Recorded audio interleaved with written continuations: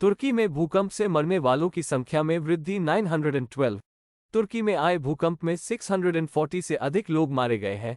स्थानीय अधिकारियों ने कहा, सीरिया सहित पड़ोसी देशों में कई लोगों के आहत होने की आशंका है। दक्षिण पूर्व तुर्की और सीरिया में सोमवार को 7.8 तीव्रता का भूकंप आया, जिससे इमारतें गिर गईं और घबराए हुए निवासी कड़ाके की ठंड की रात में बाहर झुक गए। दोनों देशों में कम से कम 640 लोग मारे गए, सैकड़ों घायल हुए और मरने वालों की संख्या बढ़ने की उम्मीद थी। बचावकर्मी और निवासी सीमा पर दोनों आवासों पर कई शहरों में मलबे की छतों के नीचे रहने वाले लोगों की तलाशी लेते हैं। तुर्की शहर में एक भूकंप से प्रभावित लोग फर्श के टुकड़े और मुड़ी हुई धातु को खींच ले गए। तुर्की के राष्ट्रपति ने ट्विटर पर कहा कि भूकंप से प्रभावित क्षेत्रों में खोज और बचाव पक्षों को तुरंत भेजा गया।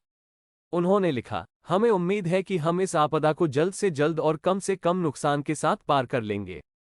शोक व्यक्त करते हुए भारतीय प्रधानमंत्री नरेंद्र मोदी ने ट्वीट किया, भारत तुर्की के लोगों के साथ एकजुटता से खड़ा है और इस त्रासदी से निपटने के लिए हर संभव सहायता देने के लिए तैयार है।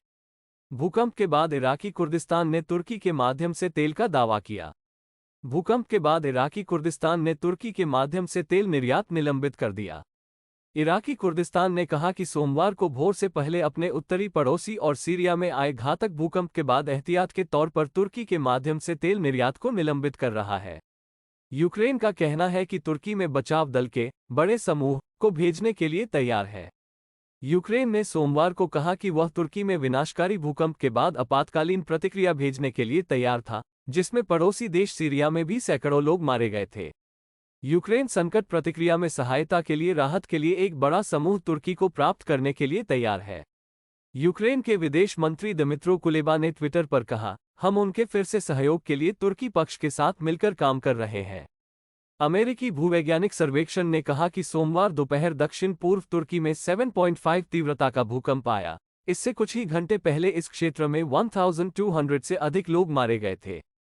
भूकंप दोपहर 1:24 बजे एकिनोज़ु शहर से 4 किलोमीटर दक्षिण पूर्व में आया।